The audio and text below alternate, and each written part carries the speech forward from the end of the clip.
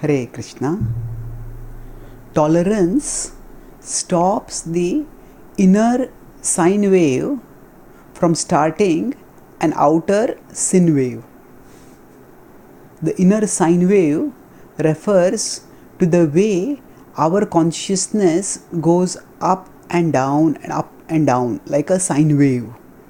It has a crest, it has a trough, and like that sometimes we feel peaceful, sometimes we feel depressed, sometimes we feel energized, sometimes we feel lethargic, and sometimes we feel inspired and attracted to Krishna and inspired to live a life of lofty principles.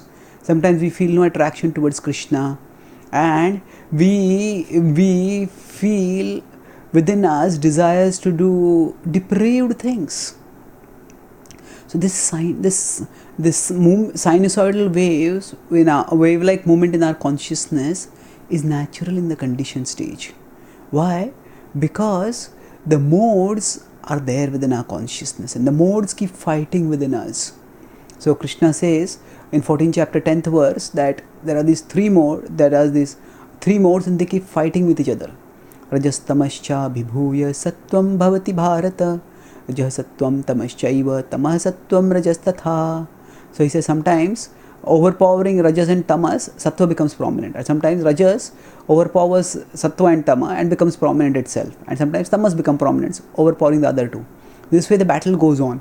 So when the sattva is prominent, that time we feel inspired to live a principled life. Right? When tama, raja or tama becomes strong, at that time we just feel like throwing away all principles and doing whatever are the basis desires of the mind. Now, how do we deal with the sinusoidal waves? Actually, to deal with this, we need to recognize that there is a distance between the internal and the external. And in that distance, we can create a rampart. Rampart is like a protective structure. It's like if there is a flood coming in the ocean, if there is enemies attacking outside a fort, but if the fort walls are raised and if there is a defensive arrangement, then although the soldiers may be there outside, they cannot come inside the fort. Now turn the situation around. So the wrong desires may be there inside, but they don't have to come outside as actions.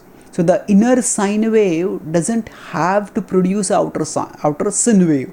Sin wave means it's like when a wave comes, it just carries things away.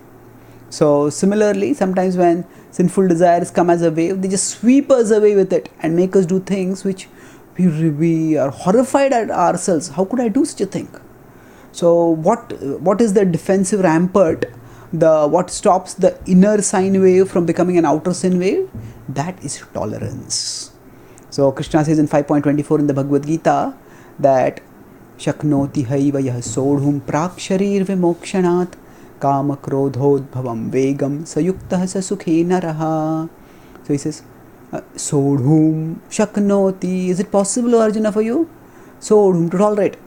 Praksharir vimokshana. Till the time of death you tolerate it. As long as we have a body, some or other desire will come.